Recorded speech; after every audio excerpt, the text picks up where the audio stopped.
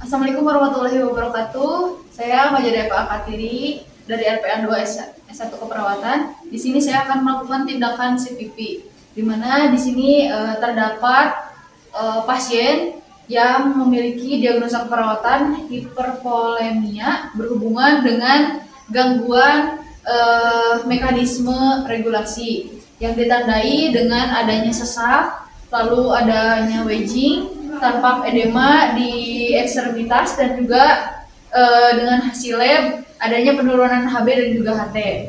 Lalu di sini saya akan menjelaskan terlebih dahulu ukuran normal dari CPP. Yang pertama ada ukuran rendah, di mana ukuran rendah ini dengan nilai kurang dari 4.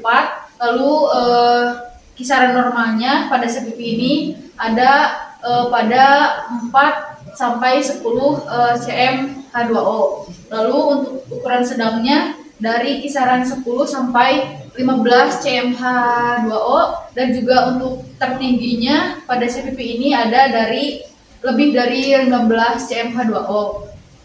Lalu untuk tujuan pemasangan atau untuk pengukuran CPP ini, di mana CPP ini merupakan indikator ventrikel kanan dan dalam pada tingkat lebih rendah, lalu preload ventrikel kiri. CPP juga menerima batasan aliran balik pena dengan menginformasikan fungsi ventrikel kanan. Dengan demikian, pengukuran CPP ini berguna untuk memandu manajemen aliran dan juga mengevaluasi kegagalan sirkulasi. Lalu untuk prosedurnya ini nanti akan ada pemasangan alat infus, tapi jika sudah terpasang infus maka tetapi kita cek kembali maka untuk pemasangannya itu pada pembuluh darah besar. Baik, selanjutnya kita akan melakukan tindakan dengan yang pertama, yaitu melakukan salam terapeutik dan juga kontrak terhadap pasien. Assalamualaikum Bapak, sebelumnya perkenalkan nama saya Majida. Di sini saya berdinas dari pagi sampai siang nanti, di mana di sini saya bertujuan untuk mengukur CPP kepada Bapak atau mengukur dari batas cairan dari Bapak. Untuk waktunya kurang lebih 15 menit Bapak, apakah Bapak bersedia? Baik Bapak, saya akan memposisikan Bapak terlebih dahulu. Apakah posisi Bapak sudah nyaman? Baik, kalau sudah nyaman, saya akan melakukan tindakan dan saya akan menyiapkan alatnya terlebih dahulu. Yang pertama, kita lakukan cuci tangan, langkah, lalu menggunakan handphone.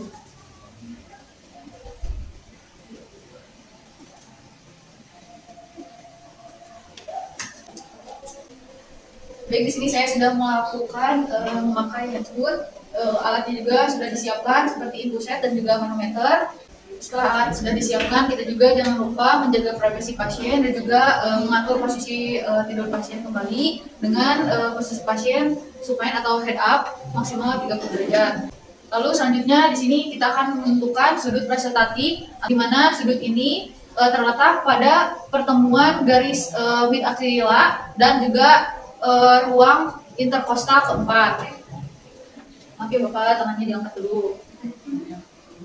Nah, setelah menentukan, kita tandai dengan spidol atau dengan titik 0 atau 0 point sebagai panduan untuk membaca tekanan ventrasentral. Kita tandai. Setelah kita melakukan penandaan, lalu kita akan memutar three-way menutup manometer dan juga bilas selang infus yang ke arah pasien dengan cairan NaCl 0,9%.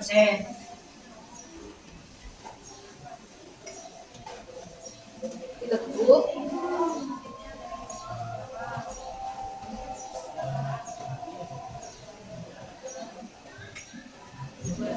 Kita memutar three-way untuk menutup manometernya dan juga membilas selang infusnya dengan menggunakan cairan NaCl. Kita akan memutar three-way untuk menutup ke arah pasien, lalu alirkan cairan ke arah manometer dan juga kita biarkan manometer terisi dengan cairan intravena, dan juga nanti cairan dari botol infus itu sampai setinggi 25%.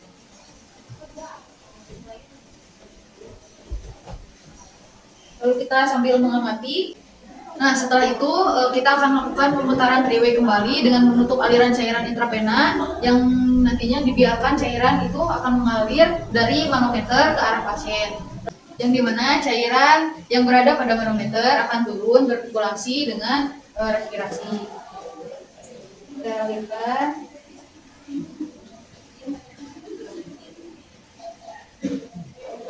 Setelah melakukan pemutaran three-way dan untuk menutup cairan intravena, selanjutnya kita akan melakukan pembacaan pengukuran CPP yang dilakukan ketika tinggi cairan dalam manometer telah stabil. Lalu kita akan melakukan pencatatan hasil dari pengukuran tersebut. Kita catat. Nah, setelah kita melakukan pencatatan, kita putar three-way untuk menutup pada area manometer dan kita alirkan cairan intravena karena pasien seperti biasa sesuai programnya. Kita juga harus memenuhi kebutuhan cairan pada pasien.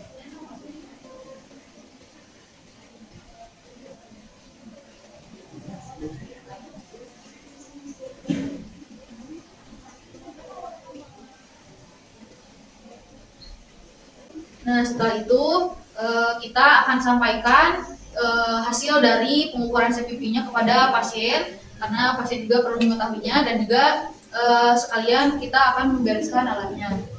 Baik Bapak, untuk hasil dari pengukuran CPP atau cairannya yaitu tadi dalam kisaran normal ya Pak, yaitu di angka 6 dan juga 6 cmH2O, di mana itu dikatakan normal ya Pak ya.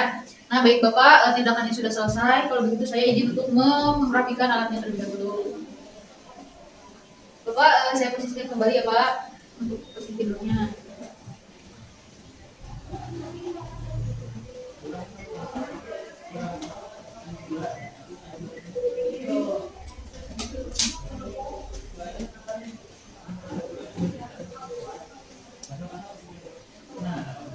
Baik Bapak, untuk tindakannya sudah selesai.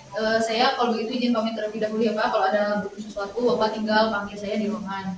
Baik Bapak, mungkin untuk selanjutnya nanti saya akan melakukan pemeriksaan tanda-tanda vital kepada Bapak setelah jam makan siang ya Pak ya.